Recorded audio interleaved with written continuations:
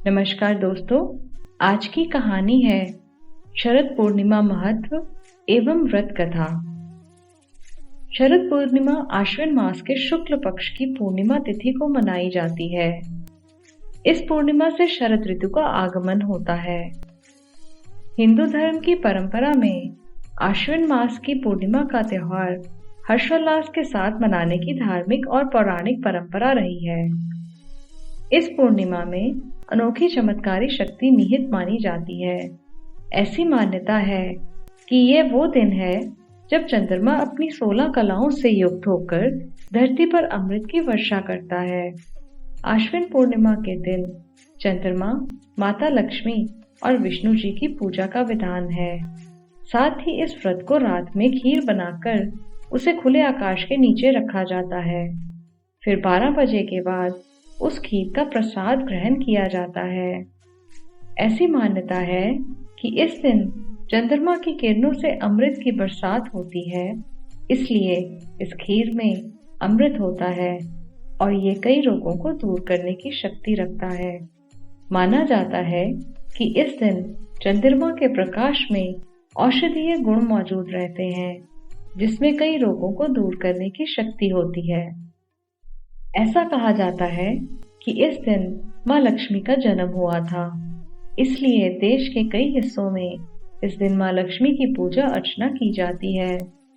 इस तिथि को धनदायक माना जाता है। कहा जाता है कि इस दिन माँ लक्ष्मी धरती पर आती हैं। शरद पूर्णिमा व्रत कथा।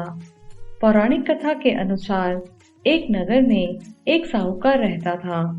उसकी 2 बेटियां थीं। वो दोनों ही बहुत धार्मिक थी। उनकी दोनों पुत्रियां पूर्णिमा का व्रत रखती थी, परंतु बड़ी पुत्री पूरा व्रत करती थी और छोटी पुत्री अधूरा व्रत करती थी। समय बीतता गया। साहूकार ने अपनी दोनों पुत्रियों का विवाह कर दिया। समय के साथ बड़ी बेटी ने एक स्वस्थ संतान को जन्म दिया, परंतु छोटी बेटी के संतान पैदा होते ही मर जाती थी। जब बार बार ऐसा होने लगा, तब वह बहुत दुखी रहने लगी। एक बार साहूकार अपनी छोटी बेटी को लेकर एक पंडित के पास गया और उसे सारी बात बताई। तब पंडित बोला, जब भी उसकी बेटी ने पूर्णिमा का व्रत किया, हमेशा उसे अधूरा छोड़ दिया, जिसके परिणाम स्वरूप उसकी बेटी के संतान पैदा होते ही मर जाती है। पूर्णिमा का विधि पूर्वक व्रत करने से उसकी संतान जीवित रह सकती है। उसने पंडितों की सलाह पर पूर्णिमा का पूरा व्रत विधि पूर्वक किया। कुछ समय बाद उसके घर एक लड़के का जन्म हुआ, परंतु शीघ्र ही वह मर गया। उसने उस बच्चे को एक पट्टी पर लिटाकर एक कपड़े से ढक दिया। फिर वह बड़ी बहन को बुलाकर लाई और बैठने के लिए वही पट्टी दे दी। बड़ी बहन जब पट्टी पर बैठने लगी, तब उसके घाघरे से छूते ही बच्चा रोने लगा। ये देखकर बड़ी बहन नाराज होकर छोटी बहन से बोली कि उसने बच्चे को ये पट्टे पर सुलाया है और उसे वही पट्टे पर बैठने को कह दिया। अगर बच्चे को कुछ हो जाता तो उस पर तो कलंक लग जाता।